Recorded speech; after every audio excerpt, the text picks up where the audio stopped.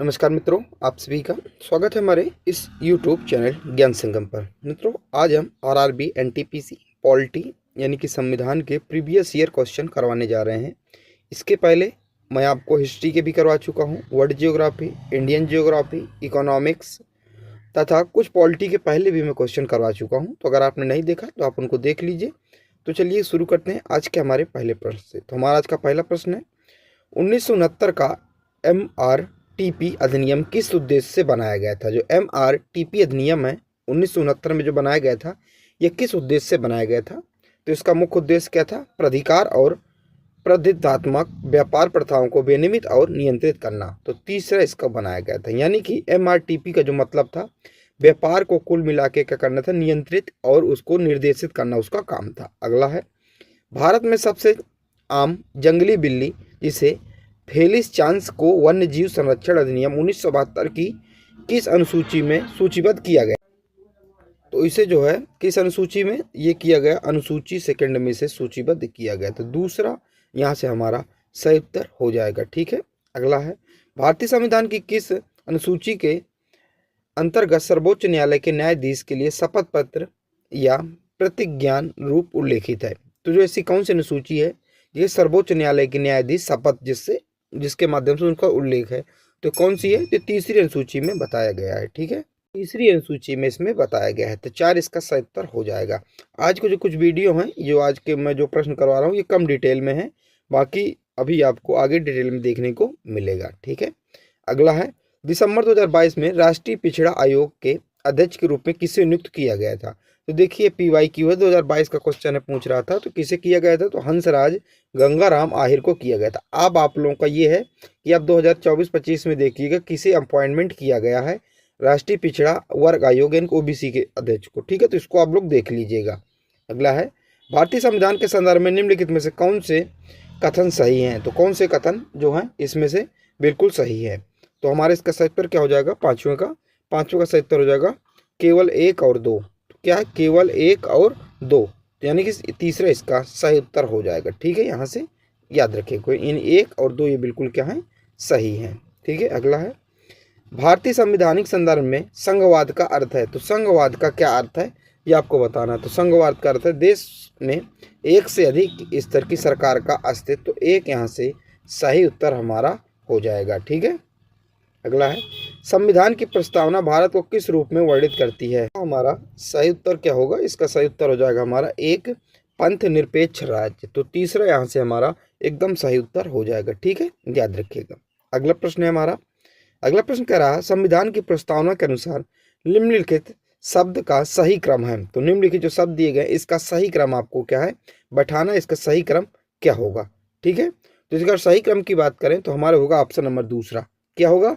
सबसे पहले संप्रभु होगा, फिर समाजवादी होगा, फिर पंथ निरपेक्ष होगा, लोकांतरिक होगा, इसके बाद गणराज्य होगा। तो दूसरा यहाँ से हमारा एकदम सही उत्तर हो जाएगा। ठीक है, अगला प्रश्न है, अगला प्रश्न क्या कह रहा है? अगला प्रश्न कह रहा है, भारतीय संविधान का कौन सा भाग संघ और उसके क्षेत्रों से संबंधित है? तो कौन सा भाग है भारतीय संविधान का जो संघ और उसके क्षेत्रों के बारे में बताता है? तो ये भाग 4 है। कौन सा है? भाग 4 है। ठीक है, याद रखिएगा। तो तीसरा हमारा सही उत्तर हो जाएगा। अगला है, यदि गिरफ्तार किए गए व्यक्ति को गिरफ्तारी के समय से 24 घंटे के भीतर मजिस्ट्रेट के सामने प्रस्तुत नहीं किया जाता तो वह के प्रदेश पर रिहा होने का अधिकार होगा। अगर पुलिस द्वारा किसी को भी क्या कस्टडी में लिया जाता है तो एक ये रूल होता है कि उसको 24 घंटे के अंदर DM यानी कि डिस्ट्रिक्ट जो मजिस्ट्रेट होता है उसके सामने क्या है? उसको पेश करना होता है। अगर ऐसा नहीं होता तो उस व्यक्ति के पास ये अधिकार होता है कि वो रिहा हो सकता है। उस रिहाई का क्या नाम है? बंदी प्रत्यक्षीकरण उसको कहा जाता है, अगर 24 घंटे के अंदर उसको DM के सामने पेश नहीं किया गया। अगला है, भारत सरकार द्वारा जैविक विविधता अधिनियम 2002 पारित किया गया था।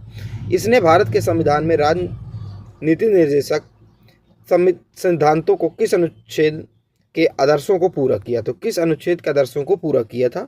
तो इसका सही उत्तर क्या हो जाएगा हमारा? इसका सही उत्तर हो जाएगा ऑप्शन नंबर दूसरा, यानी कि अनुच्छेद 48A इसका सही उत्तर हो जाएगा। याद रखिएगा। अगला है, आमतौर पर नीति जो है निर्देशन सिद्धांत होते हैं। तो निर्देशन सिद्धांत क्या होते हैं ये बताना है आपको। तो ये होते हैं सकारात्मक दिशा निर्देश। इसमें यह बताया गया है कि सरकार की कोई भी यानी कि देश की कोई भी धरोहर उसको क्या करना है, आपको सुरक्षित रखना है, पशुओं से प्रेम रखना है, झंडे का अपमान नहीं करना है। तो इसमें सब क्या सकारात्मक जो पॉजिटिव इसमें क्या दिए गए हैं, निर्देश दिए गए हैं।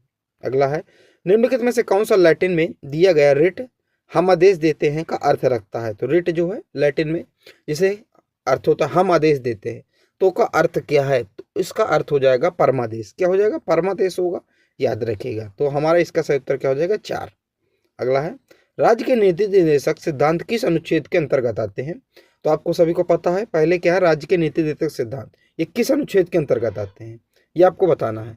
तो इसका सही उत्तर क्या होगा, 36 से 51 के बीच आते हैं, 36 से 51, यानी कि अनुच्छेद जो 36 से 51 के बीच क्या आते हैं, राज्य के नीति निर्देशक सिद्धांत आते हैं। ठीक है, पहले मौलिक अधिकार है, ठीक है, इसके बाद राज्य के नीति निर्देशक सिद्धांत है, इसके बाद मौलिक कर्तव्य 51A में। 51A का मतलब होता है कि इसमें संविधान संशोधन हुआ है। अगला है, हथकरघा और हस्तशिल्प बोर्डों की स्थापना में किस नीति निर्देशक सिद्धांत को लागू किया गया है। तो किसको लागू किया गया है, तो इसका सही उत्तर होगा हमारा 15A इसका से सहकारी आधार पर कुटीर उद्योगों को बढ़ावा देना। तो एक यहाँ से हमारा सही उत्तर हो जाएगा। अगला है, भारतीय संविधान में निहित राज्य के नीति निर्देशक तत्वों के संदर्भ में निम्नलिखित में से कौन सा कथन सही है। तो निम्नलिखित में से कौन सा कथन सही है, तो इसका सही उत्तर हो जाएगा ऑप्शन नंबर, देखिए कथन है हमारे ऑप्शन नंबर 4, यानी कि 2 और 3 इसके कथन क्या है, सही है। क्या 2 और 3 इसके कथन सही हैं।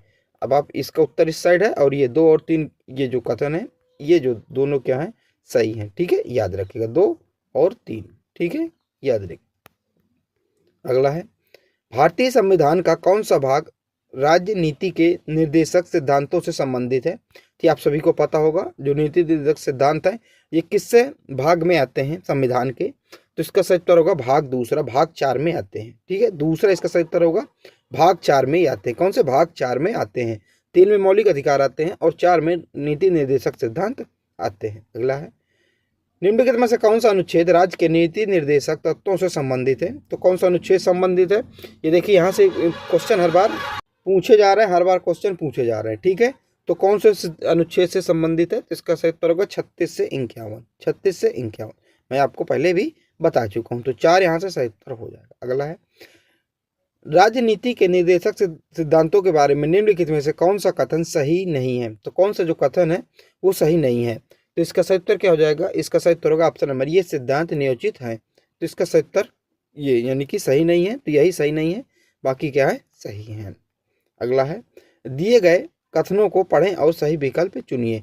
तो दिए गए कथनों को जो पढ़ना है और सही विकल्प चुनना है, तो इसका सही उत्तर क्या हो जाएगा, एक हमारे इसका सही उत्तर, केवल ए इसका सही उत्तर हो जाएगा। ठीक है, अगर यहाँ से बात करें तो केवल एक, यहाँ से एक यहाँ से सही उत्तर हो जाएगा हमारा। अगला है, 42वें संविधान संशोधन अधिनियम 1976 द्वारा कितने मौलिक कर्तव्यों को जोड़ा गया था। तो कितने जो है मौलिक कर्तव्यों को जोड़ा गया था ये आपको बताना है। तो इसका सही उत्तर क्या हो जाएगा हमारा, इसका सही उत्तर हो जाएगा 10 मौलिक कर्तव्यों को जोड़ा गया था। कितने, 10 मौलिक कर्तव्यों को जोड़ा गया था। दूसरा इसका सही उत्तर हो जाएगा, बाद में स्वर्ण सिंह समिति के द्वारा जो है 11वें मौलिक कर्तव्य को भी बाद में ऐड किया गया था। मैं अभी आपको सारी चीज़ें में डिटेल में बताऊंगा। अगला है, एक स्कूल शिक्षक छात्रों से कहता है कि जब भी राष्ट्रगान गाया जाए तो खड़े हो जाए। कौन से अनुच्छेद इस मौलिक कर्तव्य को सुनिश्चित करता है। आप सभी को पता होगा ये हमें बताया जाता है मौलिक कर्तव्य में सम्मिलित है कि कहीं भी हमारे देश का राष्ट्रगान सुनाई दे तो वहीं उसी पोजीशन में वहीं पर क्या हो जाना होता है, खड़ा हो जाना होता है, उसके प्रति सम्मान के प्रति। ठीक है, उसको सम्मान देने के लिए ये किस मौलिक कर्तव्य के किस अनुच्छेद में बताया गया है ये पूछा जा रहा है। तो 51A में बताया गया, किसमें 51A में बताया गया है। तो इसका सही उत्तर हो जाएगा ऑप्शन नंबर तीसरा इसका सही उत्तर हो जाएगा। ठीक है, अगला है, कौन सी समिति मौलिक कर्तव्यों से संबंधित है। तो कौन सी समिति है जो मौलिक कर्तव्यों से संबंधित है, तो वर्मा समिति है। कौन सी, वर्मा समिति है, याद रखिएगा, दूसरा सही उत्तर हो जाएगा। अगला है, निम्नलिखित में से संविधान का अनुच्छेद कहता है कि यह भारत के प्रत्येक नागरिक का कर्तव्य होगा कि भारत के सभी लोगों के बीच धार्मिक, भाषाई और क्षेत्रीय वर्गगत विविधताओं से परे सामंजस्य और साझा भाईचारे की भावना को बढ़ावा दे, महिलाओं की गरिमा के विरुद्ध अपमानजनक प्रथाओं का त्याग करना। तो ये जो स्टेटमेंट है किस अनुच्छेद में बताया गया है, ये कौन सा मौलिक कर्तव्य का कौन सा अनुच्छेद है, कौन सा खंड है, तो ये खंड है 51 ए का ई, 51 ए का ई, तो इसका सही उत्तर हो जाएगा ऑप्शन नंबर ए, इसका सही उत्तर हो जाएगा। अगला है, स्वर्ण सिंह समिति द्वारा भारतीय संविधान में कितने मौलिक कर्तव्यों को शामिल करने की सिफारिश की गई थी? तो स्वर्ण सिंह समिति द्वारा कितने मौलिक कर्तव्यों को शामिल करने की जो सिफारिश की गई थी, तो कितने, तो 8 मौलिक कर्तव्यों को शामिल करने की सिफारिश की गई थी। इसके बाद टोटल 10 थे, इसके बाद 11वां भी ऐड किया गया था। अगला है, सभी ऐतिहासिक स्मारकों पर यह निर्देश अंकित होते हैं कि जनता को दीवारों पर कुछ लिखना नहीं चाहिए। दिया गया कथन किस मौलिक कर्तव्य से संबंधित है? आप सभी को पता होगा, जितने भी हमारी ऐतिहासिक स्मारक हैं यानी कि किला वाला है, तो उसमें लिखा रहता है कि यहाँ पर कोई पोस्टर न लगाएं, यहाँ पर कोई लिखे नहीं।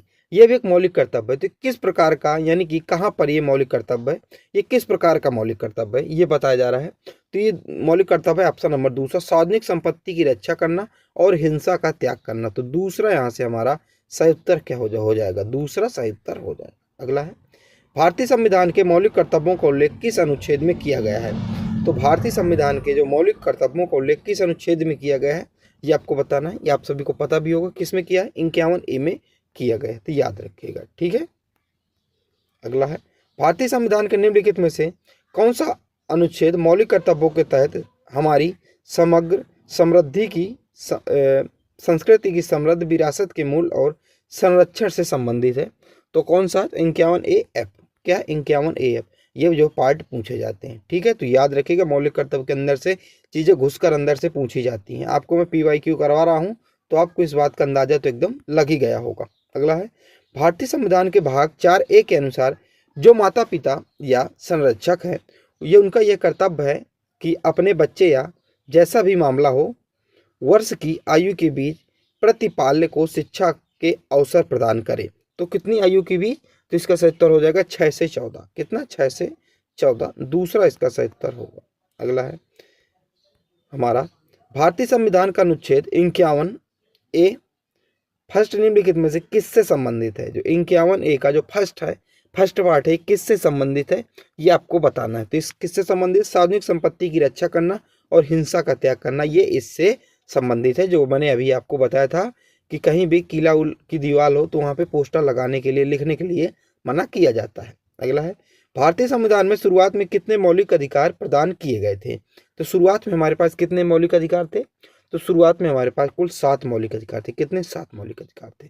इसके बाद एक मौलिक अधिकार, संपत्ति का अधिकार, उसको हटा दिया गया था। अब आपको मैं डिटेल में बताता हूँ इस बारे में। देखिए, भारतीय संविधान में शुरुआत में 7 मौलिक अधिकार दिए गए थे, लेकिन 1978 में हुए 44वें संविधान संशोधन के बाद संपत्ति के अधिकार को हटा दिया गया। तो कुल 7 थे।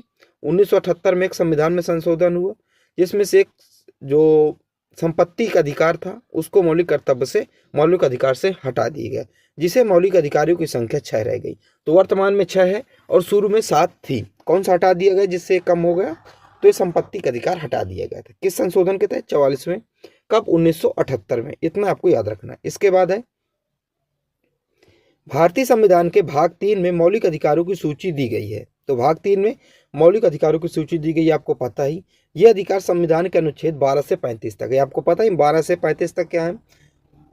मौलिक अधिकार है। इसके बाद राज्य के नीति निर्देशक तत्व आते हैं 36 से 51 तक। फिर इसके बाद 51A में क्या है? मौलिक कर्तव्य है। ये आपको सारी चीज़ें क्या है? पता है, ठीक है। इसके बाद आता है भारतीय संविधान में मौलिक अधिकार। देखिए कौन कौन से जो 6 मौलिक अधिकार है, मैं आपको भी यहीं पर बता देता हूँ। पहला समानता का अधिकार, फिर स्वतंत्रता का अधिकार, शोषण के खिलाफ अधिकार, धार्मिक स्वतंत्रता का अधिकार, सांस्कृतिक का शैक्षिक उपचार, फिर है संवैधानिक उपचारों का अधिकार। तो ये क्या है? ये इतने जो है अधिकार, ये 6 मौलिक अधिकार दिए गए हैं। ये मैंने आपको सारी चीज़ें बता दी। अगला है, उत्प्रेरण किसके अंतर्गत आता है? तो उत्प्रेषण किसके अंतर्गत आता है, ये आपको बताना है। तो 32 का सही उत्तर होगा ऑप्शन नंबर तीसरा, संवैधानिक उपचारों का अधिकार इसके अंतर्गत आता है। अगला है, परमादेश रिट एक मौलिक अधिकार है जिसे निम्नलिखित में से अंतर्गत वर्गीकृत किया जा सकता है। तो किसके अंतर्गत वर्गीकृत किया जा सकता है? तो इसका सही उत्तर होगा ऑप्शन नंबर 3, संवैधानिक उपचार। क्या होगा? संवैधानिक उपचार इसका सही उत्तर होगा। अगला है, भारतीय संविधान में दिए गए मौलिक अधिकारों की मूल सूची से निम्नलिखित में से कौन सा मौलिक अधिकार हटा दिया गया था? तो मूल सूची से कौन सा मौलिक अधिकार? ये संपत्ति का अधिकार हटा दिया गया था। मैंने अभी आपको बताया 1978 में 44वें संविधान संशोधन के तहत इसको हटा दिया गया था, जिससे मौलिक अधिकारों की संख्या कुल 6 रह गई है।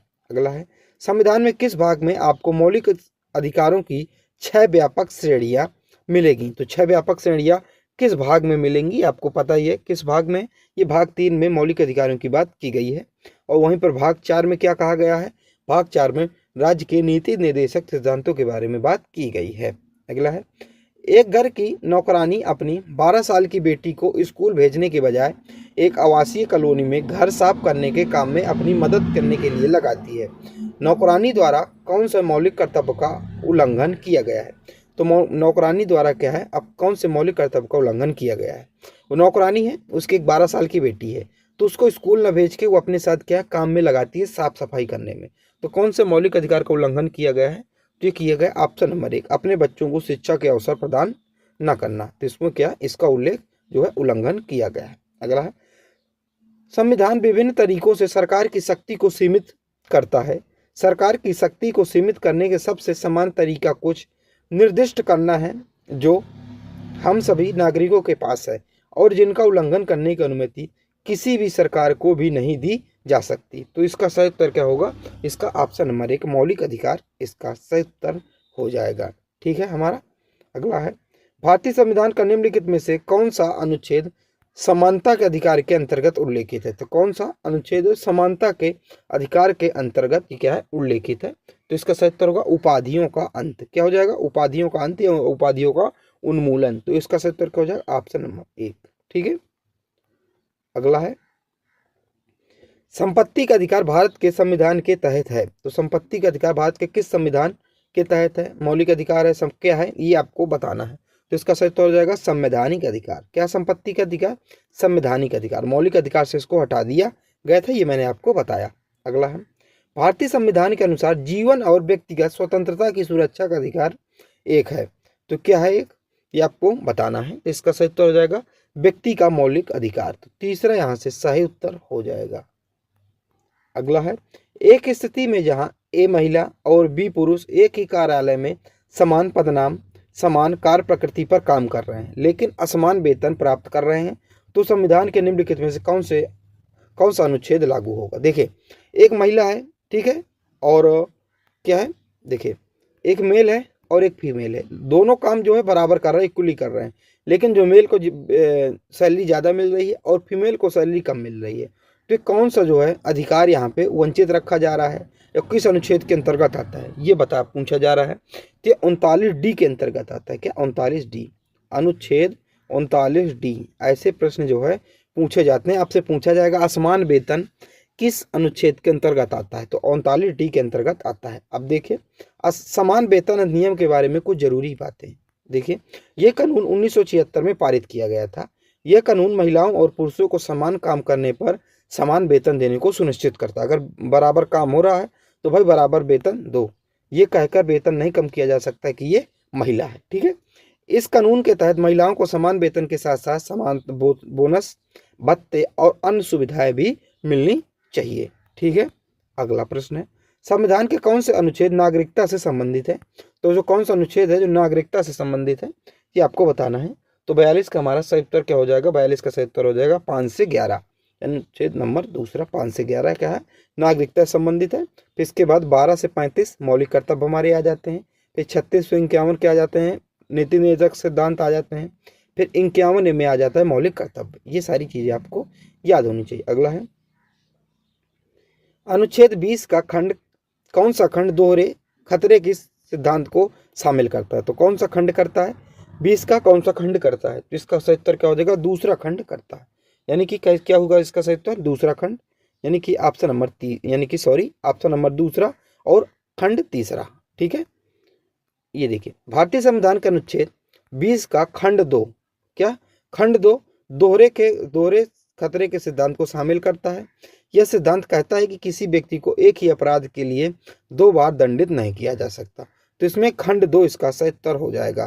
तो यहाँ से ऑप्शन नंबर तीसरा इसका सही उत्तर, यानी कि खंड 2 इसका सही उत्तर हो जाएगा। ये आपको याद रखना है। ठीक है, आप लोग इसको याद रखिएगा।